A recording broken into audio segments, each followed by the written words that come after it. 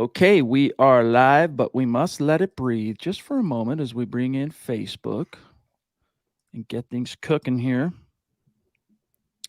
And we are good. So, welcome in, everybody. It's the Mile High Huddle podcast. I'm your host, Chad Jensen, with me, my fellow football priest. You know him, you love him, Zack Kelberman. Zack, did the Denver Broncos kind of assuage some of the fears that people maybe had coming out of that Buffalo game last night? Can I ask you all now, is it okay to breathe? Can we step off the ledge at least 1 foot? The Broncos won a preseason game. I think they came out, Chad, and corrected a lot of the errors that plagued them against Buffalo. The rushing offense, for one. The offense, the play calling, the coaching, Nathaniel Hackett's timeout usage. I mean, there's so many positive things to take away, but hopefully those that were putting so much onus and stock into preseason can feel good about what the Broncos did yesterday. Yeah, it was a very definitive performance, and like I was saying leading into the game, like in a perfect world, yeah, you want your team to win anytime they take the field, but I didn't care if the Broncos won. What I wanted to see was like some intensity, some recognition of A, how bad they were the game prior, and B, like for the individual players, like, you know what, you got things on the line, my dogs. And it was kind of cool. Multiple player comments after the game, including Nick Benito, made it clear that their pride got challenged by the coaches after the Buffalo game, breaking down the film of just how bad it was. And their pride got challenged, and they answered the bell. And so props to them. I love it. From the twos and the threes, stepping up, saying, no, no, no, no. That's not us. It was a bad day at the office. Everybody chill. Let me show you why you should chill. So that was very encouraging for me. And then just, hey, we saw the running game come alive. Zack, I've been harping on that for 2 weeks now. Love it. Free Mike Boone. We've been saying this, and even Scott included when I've podcasted with him. This guy has juice. This guy can play. He looked electric out there. He was pretty incredible. So in the regular season, I hope he can get some carries in that crowded backfield. But shouts out to the beleaguered players like Nick Benito, McTelvin Najim, guys that were being criticized harshly and rightly so after the first couple preseason games. I mean, Benito looked like a whirling dervish out there, to use your term, Chad. Baron Brown looked like prime Von Miller out there, stunning and causing game-changing plays. I was very encouraged by what I saw, and hopefully this translates into week one at Seattle. I'm Against trying to Geno Smith, remember. by the way. I'm trying. Yeah, it is going to be Geno. It is going to be Geno Smith. Tell for fans who aren't, of course, reading Seattle press clippings every day, Zack, what was the final straw that led to the Geno Smith decision? You know, I think I'm ready, Chad, to finally jump off the lock bandwagon. Not that I was on it after the trade, but I said to myself, listen, maybe he'll have a fresh start in Seattle. Maybe it's what he needed, but he comes out there. He knows his starting job's on the line, and he throws 2 interceptions. Did you see the game? Or at No. least the highlights of the game? He threw Yeah. two really bad picks where he just telegraphed the first read, threw it right to the defender. It's same old Drew Lock, but he followed that up with a long touchdown bomb. So he really hasn't grown to me as a quarterback in this. Yeah, very up and down, very volatile. That's always going to be the case. But the Broncos have to worry about the Seahawks starting quarterback in week one, and that's Geno Smith, of all people. Can't wait. I thought the word that you've used of late to describe Drew Lock, the quarterback. By the way, Andrew, good to see you, bro. Appreciate the support as always, my friend. He says, "What's up? I'm happy with the effort." Yes, that was the most important thing to me. I just wanted to see effort, and then we'll get into some other things too. But appreciate you, Andrew. But the word that you've been using to describe Drew Lock, the quarterback, is erratic, and he proved that. When something's erratic, the way I interpret that is it performs in a way that you cannot predict. And NFL coaches, you know what? They like to minimize the chance game as much as they possibly can. And so you look at like a Vic Fangio up against it last year, knowing that, hey, if I don't win this season, I'm hitting the bricks. You can understand the logic that went into the decision to start Teddy Bridgewater, whether you agree with it or not. You can understand the logic. But I don't want to bog this podcast down talking about Drew Lock, Zack. I mean, he's not our problem anymore. To me, though, it wasn't the interceptions; those are bad enough in a preseason game. Again, though, it's the context of the interception, throwing it right to the guy, locking onto your first read, never growing as a quarterback. It's the same things that plagued him in Denver are plaguing him in Seattle. Maybe we'll see him though in week one. We don't know. Sam Bam with a super chat that I want to get to, and then I've got some fun scratch and sniff to show everybody. I think it'll make for a good convo. Good to see you, brother. Appreciate you. Did you get your swag yet? You should have gotten it by now, I would think. Maybe end of the week. If you haven't gotten it by now, you're probably going to get it on your doorstep tomorrow, would be my guess. But thank you so much for everything you do supporting MHH, Sam. He says, good evening, Chad and Zach. I thought the Broncos looked solid last night. Very encouraged. Do you think the Broncos keep Brett Rippon and Josh Johnson as backups or just one? Hashtag let Russ cook. Zach. Can we delve into this for a second, Chad? Sure. Maybe you disagree about Brett Rippon. I know his stat line looked pretty good, and take away even the interception in the end zone, which I thought was a bad decision. His passes, his completions were off target. Am I the only one who noticed that? He was way high or wide. It wasn't on the money. That's supposed to be his calling card as well. So I wasn't overly impressed with Brett Rippon, and that pick in the end zone kind of sealed the deal for me. Conversely, Johnson came into the game. It looks like he can manage the offense. And we're not talking about a QB1 here. We don't have to worry about that anymore. This is for a backup. And I want a backup to at least be competent, can at least make NFL level throws. And I feel like Johnson's that guy. So no, to answer the question though, Sam, it's one or the other. Me, I'm keeping JJ, but we'll see what the Broncos do. And I agree, only one. But I'm going to take Rippon. I was ambivalent on this subject for most of the summer, but after watching them both kind of duel it out in the preseason, I'm landed on Rippon for only one reason, and that is a modicum of upside. A modicum. Not to say that he's he's got like franchise QB in the waiting in the wings or anything, but he's young. He's still got potential. And Josh Johnson, he's 36. He is what he is. But I think, and Eric did a good job bringing this up last night, Zach, we ended up running the numbers, which quarterback produced the most points this preseason. And believe it or not, Rippon did by about a touchdown over Josh Johnson. But I want to come back to what you said on the ball placement thing because it was bad. His receivers were bailing him out. I'm talking about Brett Rippon. And that pick in the end zone, it's like, hey, first of all, props to you, Brett. You started that game in a terrible situation on the 3-yard line to open the game. You drive all the way down. I mean, you're within spitting distance of pay dirt, and you made a bad decision. Not maybe a bad decision, Zach, because that DB did make a good play on the ball, but the ball was way too inside. It was way off target. And then, boom, luck of the draw, it pops up in the air. And you could have counted to like 6 Mississippi before it came down. And so that was easy to pluck out of the air for the defender there. But I know it's a little, I mean, like you said, Zach, who cares? Not to say who cares, but we're talking about, as far as the stakes this time, we're talking about QB2. Thank the football gods. Yeah, I'll say I don't care. I mean, I have no really horse in this race. If the Broncos keep Rippon as the backup, great. If it's Johnson, great. I'll roll with it either way. I just want there to be a fair criteria when judging Broncos quarterbacks, even backups. I see William Catalano saying the pick wasn't his fault. It got tipped at the line, and also he had a few drop balls. Well, William, would that same excuse apply to Drew Lock last year? He still threw the pick. That pick still happened. He still made a mistake as the quarterback.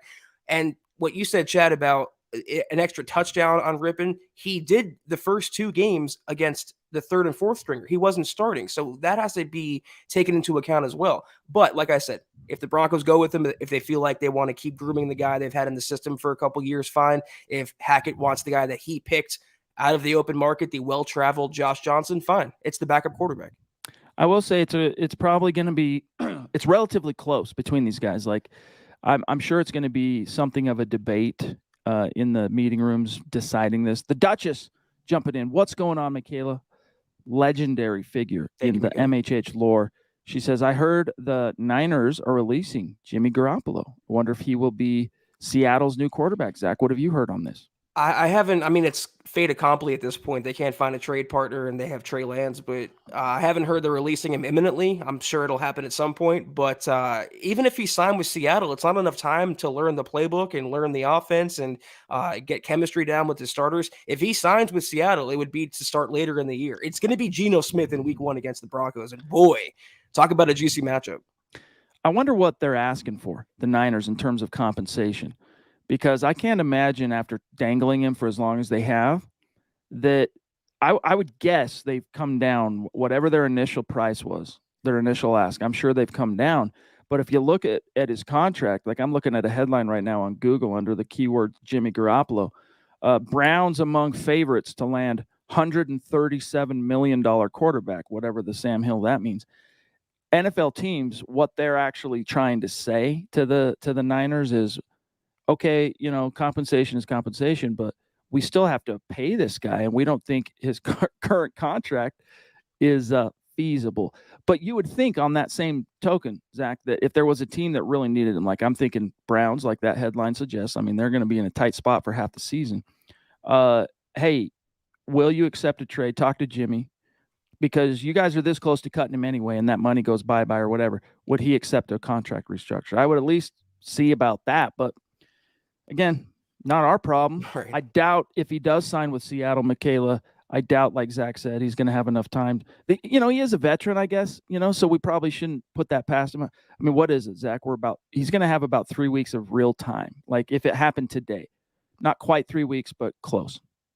I mean, it's pretty much a two-team derby for Garoppolo, as far as I'm concerned. It's Seattle or Cleveland, and that kind of hurts the Niners' leverage because they want to move him and they can't dictate the terms. But yeah, I don't know. I think maybe they would take a third-round pick and a fourth only because of the salary, like you mentioned. The Niners would want another team to take off his salary off their hands, and you can't ask for a second or first round pick and the salary on top of that. So again, not our problem, but I'm going to say like a couple draft picks, a third and a fourth, something like that. Dude, I math so badly. We're talking like 2 weeks and a day or two is really what separates today from week 1.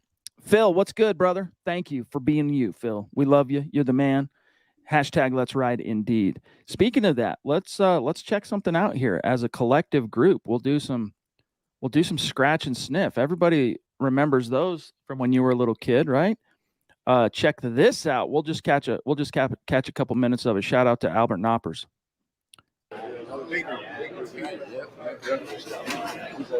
Everybody, touchdown time. Let's go.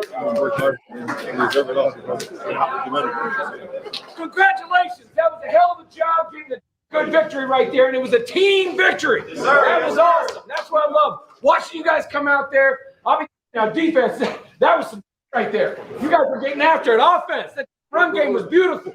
But hey, there's a couple things we just got to be sure everybody knows about. There's a guy in here that he hasn't had any action for 336 days. KJ Hamler.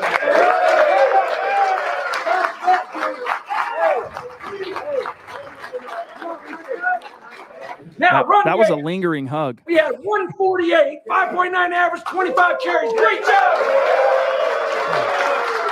Boone had 5 carries for a 9-yard average. I see you, Boone. So we're getting a feel though, Zach, for the energy in that locker room. Now, granted, it's a little bit you could maybe say artificially inflated because of the elation of a win. All right, preseason or not, but I still think it's probably a pretty accurate reflection of just the energy in that locker room. Like, and I love Hackett, dude. Like, I love him up there, just like as excited about every little rah-rah moment as the player who was, getting props for whatever, whether it's KJ or Boone or whatever. I just love to see that. It's an energetic lift, and my goodness, what a difference. Did you see how engaged everybody was, dude? Like, yeah, again, elation of the immediate aftermath of a win. But like when you go back and you watch any of Vic Fangio's very few victory speeches, he didn't have too many of them. But if you go back and critique them in comparison to what we just showed you, you will see that, hey, when a guy got his props, everyone was there to give him his props. And yeah. But guys are like, kind of half listening as it's going, taking off the tape or whatever. And I'm sure there was a little of that happening last night, but as the camera was panning around the room, go watch this on your own time. Zach, you're going to see everyone's like dialed in. They're like stoked on what's happening. Well, did you notice that Nathaniel Hackett was moving around? He was, showing limberness, Chad, and he was showing energy. He wasn't standing there addressing the team like this. It makes a big difference. We've talked about that for months and months. And if you were on the fence about Nathaniel Hackett, please, no more. I can't stand. Hold on. Hold on. I got my dip in my lip. I'm having serious PTSD right now.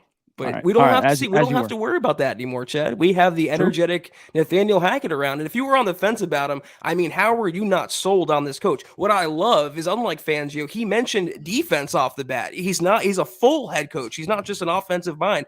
I am so happy, though, for KJ Hamler. Can we talk about that for 1 second?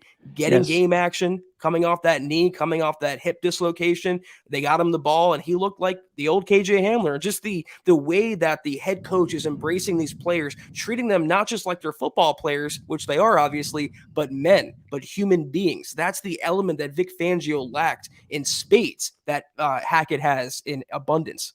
We'll come back, Albert, to Ozigbo here in a second, but to your point on Hamler, he looked twitchy. He looked, as Albert observes here, KJ was way too fast for Rippon's throws. My one critique of KJ is, I think, it wasn't a great throw in the end zone, that interception. But I think KJ could have fought toward the ball a little bit better on that. That's me nitpicking, though.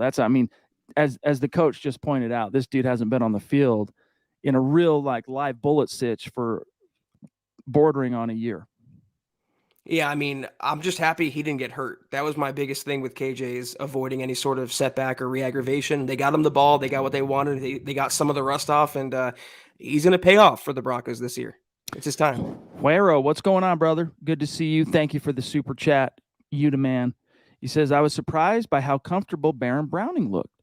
He looks like a natural. I think Seth Williams may have solidified a spot on the roster last night. I think the Broncos would be remiss, especially Zach, in light of Brandon Johnson suffering that unfortunate ankle injury on the first snap from scrimmage.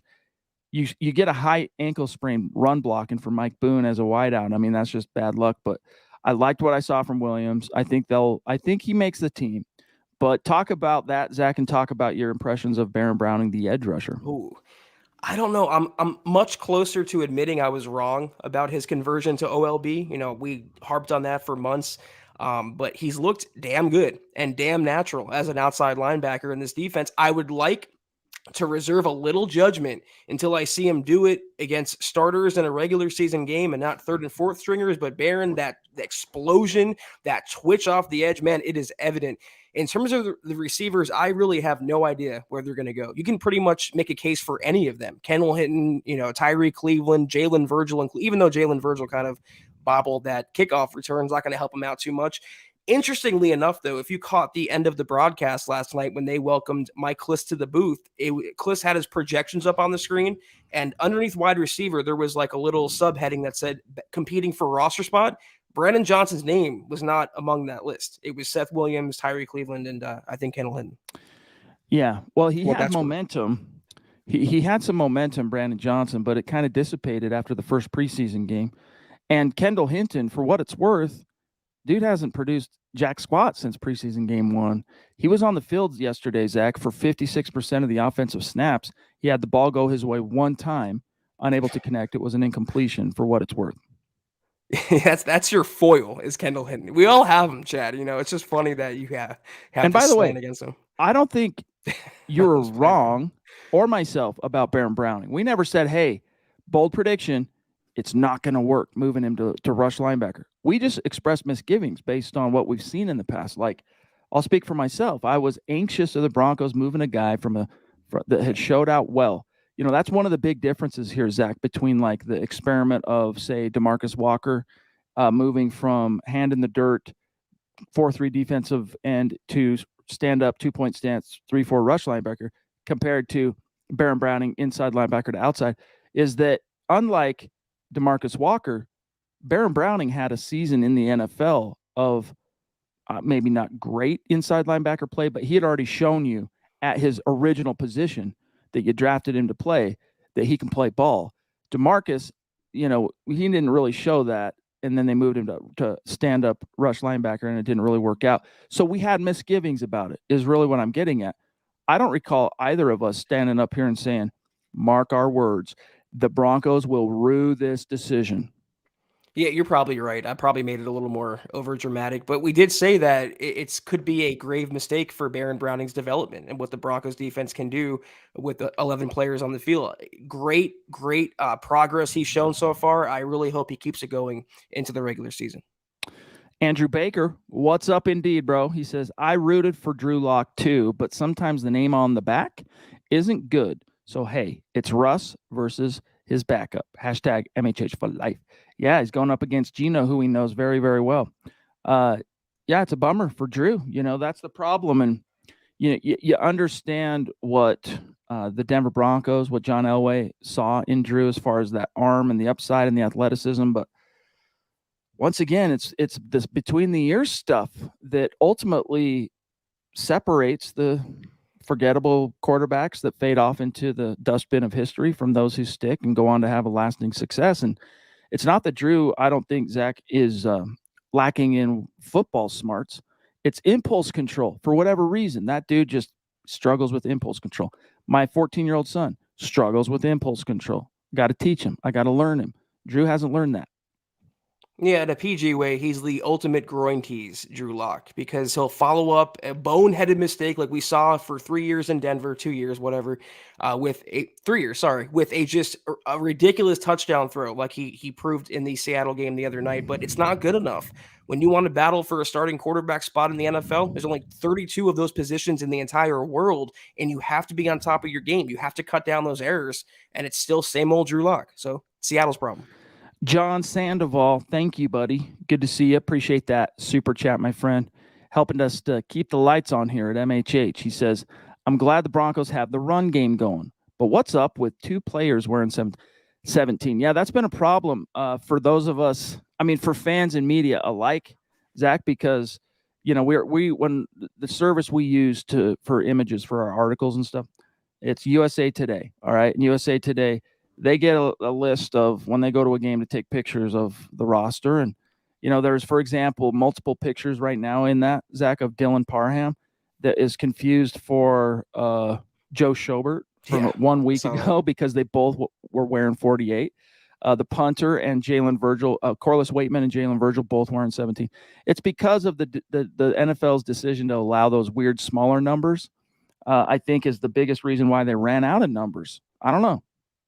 Yeah, every time I see 17, though, I don't know why I think of Deshaun Hamilton. I just can't unsee his name with that number. But that'll be cleared up in the coming days when the Broncos make their final cut, so won't be an issue. GLP in the house. What's going on, brother? He says, Ajim showed up. Go Broncos, let's ride. Yeah, let's talk about McTelvin Ajim, Zach, because talk about forgettable up to this point. He had played himself off the roster. The question is, last night, I'll run through his stat line for you real quick here for those of you listening. Ajim ended up with 2 solo tackles, a sack, 2 forced fumbles, one of which was scooped up by Baron Browning and returned to the house. Was that enough to save McTelvin Ajim, a 2023 third-round pick, his spot on the roster? Man, it's the question is that one game enough to override his 2 bad games? And if it's subjective, it comes down to what the Broncos coaches think. If the Broncos can get that Ajim on a weekly basis, he's worth a spot on the 53. But he's been so nothing. He's done nothing, really. He's been so invisible. That's the word I was looking for. And he popped yesterday, but he should pop considering his draft pedigree, his experience in the NFL now. I don't know, man. It's like, who would you cut to keep McTelvin Ajim? Are you cutting Matt Henningsen, for example? I'm not. Dude, look at this. Speaking of Henningsen, I don't know if you guys can see it that well, but see this image on the left under the Nick Benito story? That's the snap off the ball. Look at Henningsen jumping past. The edge guys usually are the guys that have the quick burst off the snap, right? The get off. Look at Henningsen, dude.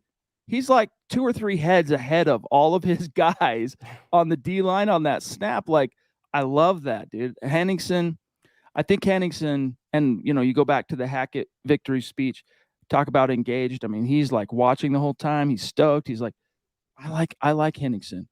And Wazirike showed out a little bit, unfortunately had a sack erased by a bad Bless Austin defensive holding penalty in the secondary. But I don't know. I think at the end of the day, they're probably not going to overthink this, and it's going to be McTelvin Ajim, Wazirike, Henningsen, and they're just going to say, look, when we rotate through our D-line, we're going to be inexperienced, but they're young, they're hungry, and they're energetic. Wasn't Henningsen the player that Hackett compared him to from A Beautiful Mind because he's so smart? Or was that Wattenberg? I think that was Henningsen. I don't remember now. but he seems, regardless, like a very smart player. There was a play yesterday where I think the ball was blown dead when the Vikings offense was on the field, and Henningsen had the awareness of mind to like go for the ball and try to create a fumble. So you need those players, and he pushes the pocket. He's brains and brawn, and you can use a guy like that on your Broncos front line. I'm definitely keeping Henningsen. Plus, like when a guy makes it all the way to the NFL and never had a free ride, like he's one of those walk-on success stories at Wisconsin. So is Greg Dulcich, for what it's worth. That tells you something about heart. And Henningsen, you can't measure that. That's something that comes out on the wash in so many different ways. I think Henningsen's making this roster. Phil says Locke and Bridgewater, Rippon and Johnson seems to be a correlation. Yeah, veteran and young guy. Yeah, definitely. But Locke and Bridgewater, thank the goodness that is the football gods. That's not our problem anymore. George Fox says, and thank you, George, just think 2 weeks from tomorrow, we start our march to the playoffs. Let's ride. Denver Broncos for life, MHH for life. Love that, George. Appreciate you as well. And then Howie's saying, what's up? Let's ride. Zach, that's the thing is we do have to wait 2 weeks. That's the bummer. But the next time Broncos fans watch their team take the field, you're going to get to watch Russell Wilson do his thing, and that's exciting. I just got duped in the comments. Nick D said Sam Martin being traded to the Bills for a 2023 sixth rounder. I haven't seen that. I assume that's a play on the unfortunate situation going on with the Buffalo punter, Matt Araiza. But I would like, if we can transition to the punting competition, Chad, the Broncos can move off Sam Martin, clear that money off the books, and go with Corliss Waitman, whose leg is more conducive, I think, to the Empower Field altitude. Ooh, I just Googled that dude's name.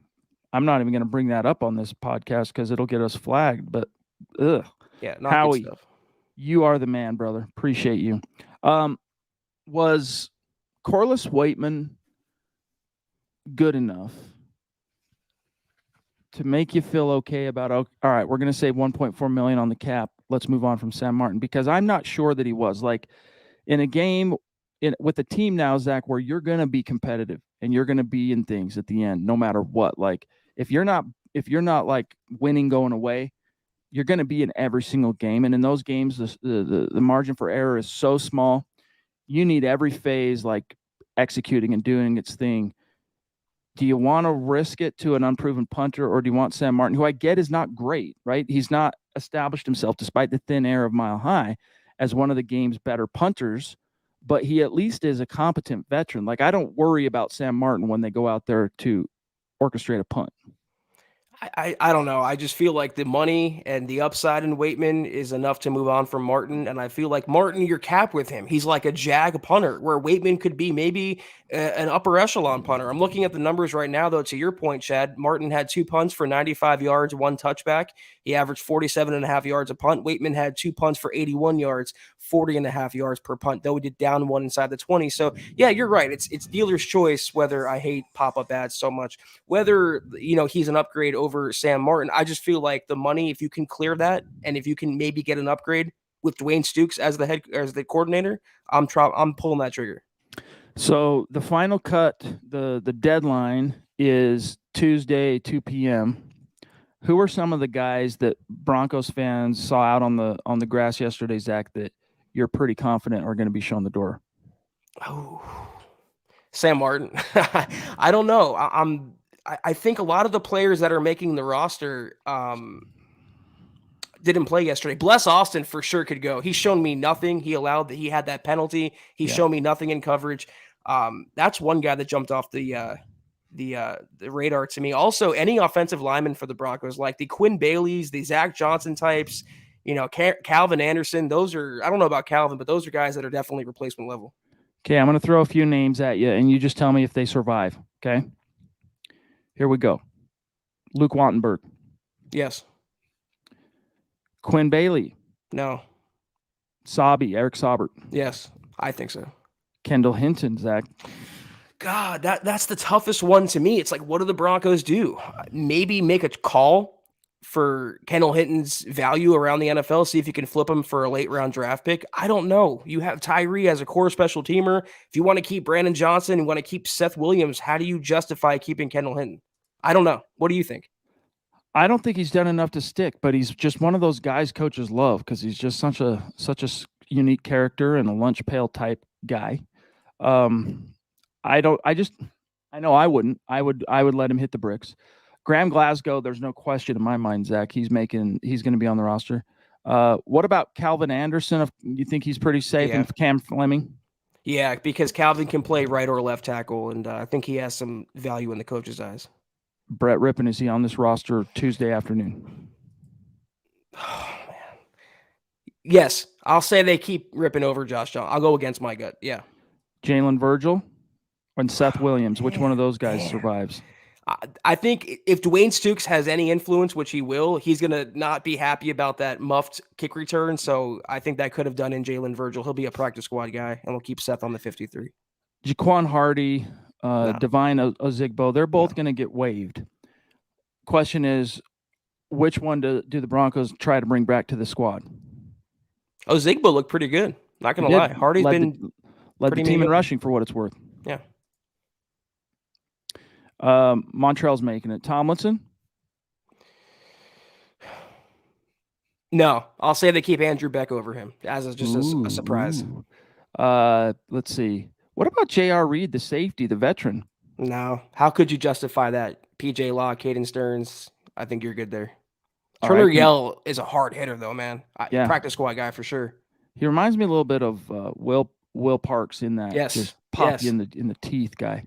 What about this guy? Was a bit of a revelation. Kaani Mauga yesterday. What do you? I mean, he's not making this roster, but what were your thoughts on Mauga? I think he looked pretty remarkable. The Broncos front seven was a major improvement from last week. Practice squad guy, though, you can't keep him on the 53. Okay, let's talk some corners. All right, Bless Austin. You already said. What about McMillian? Jaquan McMillian. Practice squad. Isang Bassi. I'd get rid of him. I would keep McMillian on the 53 for saying Bassi. Bassi showed me nothing, and I was a fan of his when he first came into the NFL. What about the general? The linebacker Jeremiah Gemmel. No, he'll be cut. Cooper. Cooper. That's honestly, Chad, and he didn't actually play that well to me. That's the guy that I could see being a surprise cut or trade or something. They are flush at outside linebacker. I don't know about J. Coop. What about Fayon Hicks? I don't see it. Yeah, I see practice squad. Donnie Lewis, goodbye. No. Browning. Jonathan Kongbo, he of the CFL top 5 draft picks and CFL champion. It's like, are you keeping Kongbo over Henningsen or Regime? I'm not. What about Patrick, though? Aaron Patrick, that is. We'll see how much Dwayne Stukes has to say, but I never saw what he can bring to the defense personally. Any chance Alex Singleton is not making this roster? I think he's pretty. He actually looked pretty well yesterday in coverage, so I think he makes it. Yeah, Bobenoyer, man, a few heads-up plays he freaking botched, unfortunately. But anyway, yeah, it's going to be interesting to see how it all resolves. I'm curious to see ultimately, Zach, what their decisions are on at wide receiver, tight end. O-line, I think we know who's making it for the most part. It's a matter of how many are they going to carry. Because let's think about that. They can either carry 8, 9, or 10 as kind of teams shuffle through that.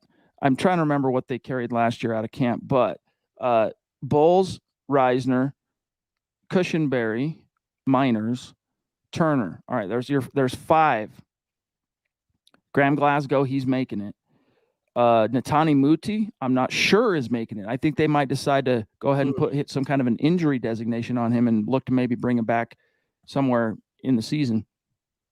Luke Wattenberg, I'm not sure he's shown enough to justify keeping him, but I wouldn't be surprised because he's a 5th-round pick. He's a 5th-round pick. You try to keep those guys typically unless they really are in dereliction of duty.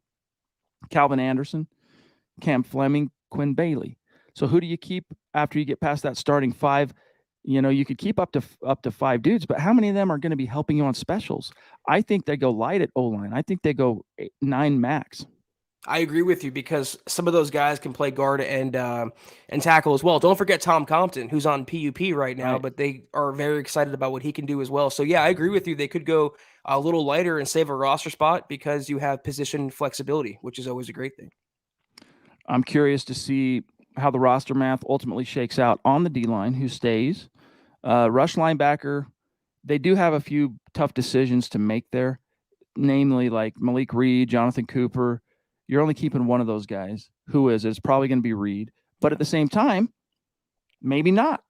There's an argument to be made, Zach, for no, let's save ourselves the $2.5 million on the cap and move the cleanup sack artist, Malik Reed, because he's already tapped out. Like he's already showed us what the limit, his ceiling, the limit of his potential is. Let's go with the guy with some upside. We don't want to risk him to the wire. Let's go ahead and keep Cooper. Like there is an argument for both.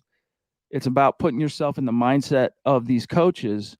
Which one is the most attractive if you try and put yourself in Nathaniel Hackett's shoes, or better yet, Ajiro Evero? Reed doesn't play specials either. So like that's another argument for Cooper. Cleanup sack artist. I like that. That's a new one. If they don't want to keep Malik Reed, I am making a phone call if I'm George Payton, seeing what I can get for him. He's a veteran. He has starting experience. He did lead the Broncos in sacks a few years ago. I wouldn't keep Cooper over Reed. I like what Reed can do if Chubb or Gregory get injured, but we'll see what happens. Yeah, to me it's tough because it's such a top-heavy depth chart. Bradley Chubb and Randy Gregory make for a fearsome duo, but then there's those inconvenient caveats of if they stay healthy. Yeah. Hate having that part of the math here, but it is because of that. I think this team is going to err on the side of some veteran wherewithal, and that's why I do think ultimately Malik Reed is the one who sticks, along with, of course, Baron Browning and Nick Benito. And then, Aaron Patrick might hang on by the skin of his teeth because he's one of those core special teamers, according to Coach Dwayne Stukes.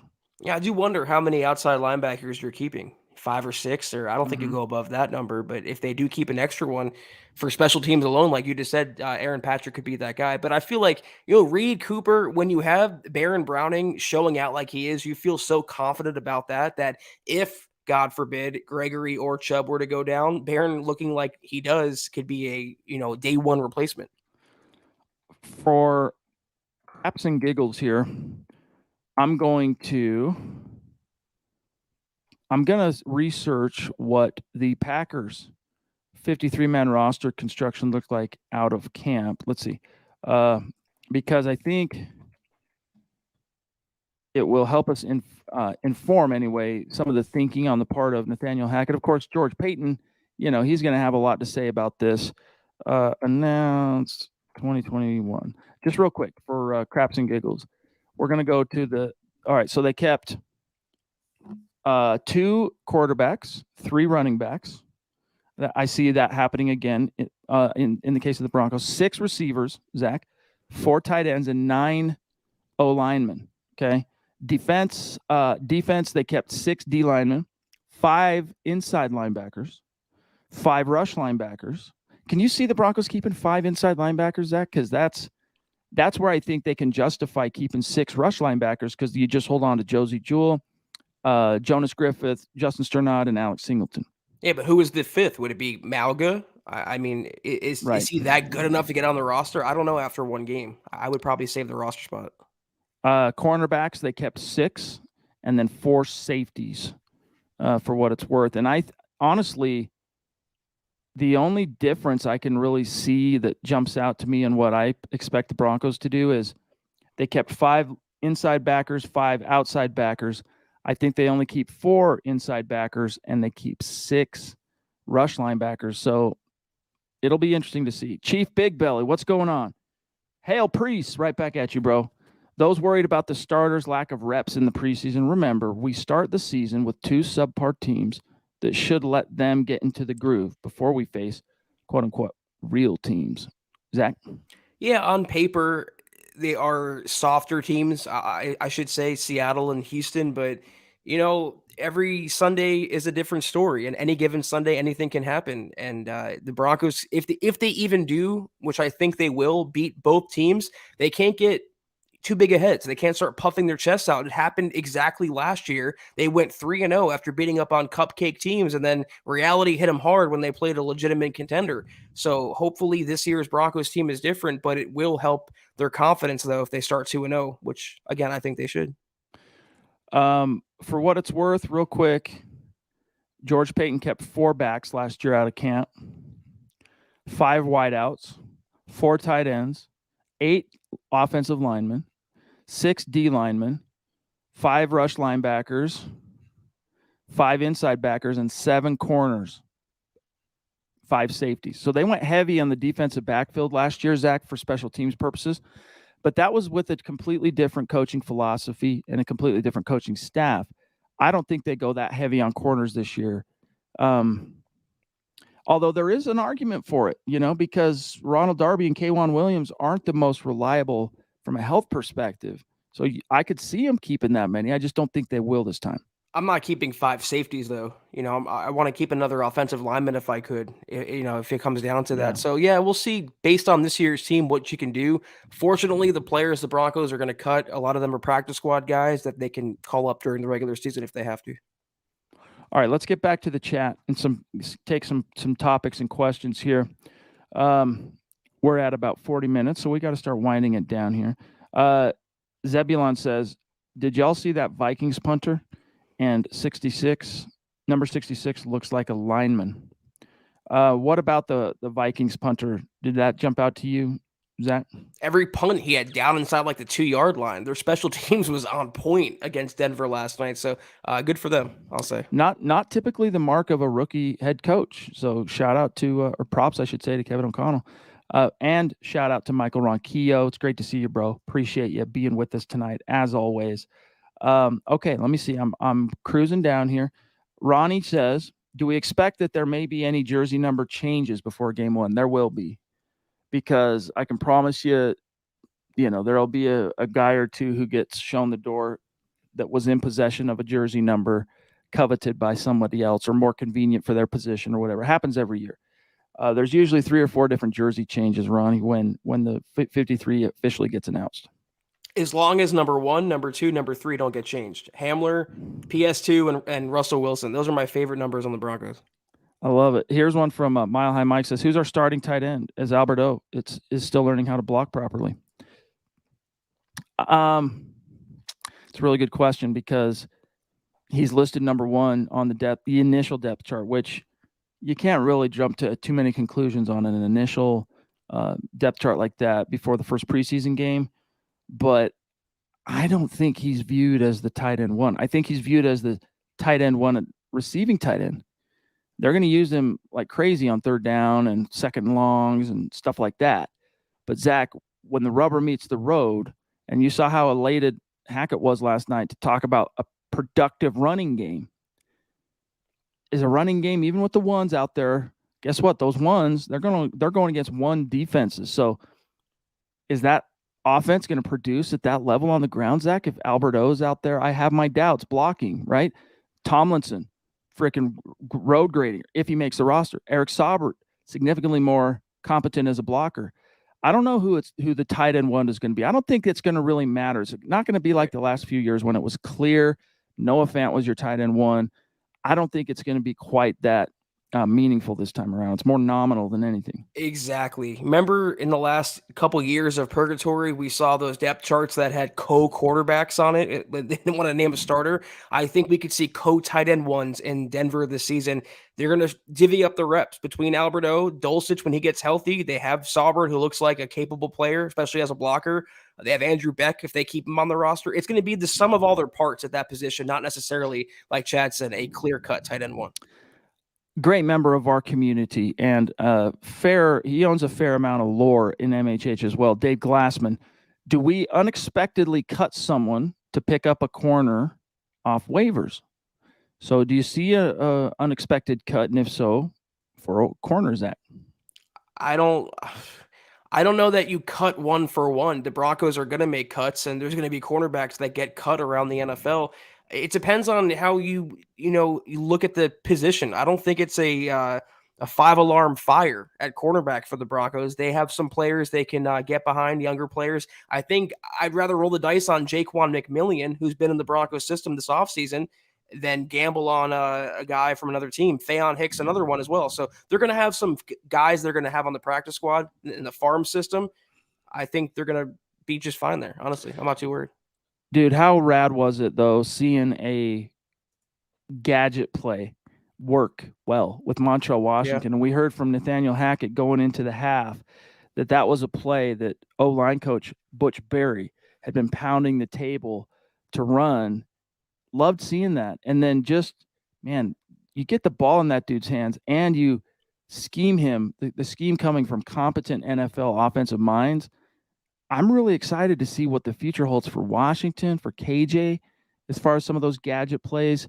Like, that got me going. I know it's a small thing, but like, that was very encouraging to see, because usually that kind of stuff, Zach, they keep in reserve, because they're not going to show any kind of hand like that in the preseason.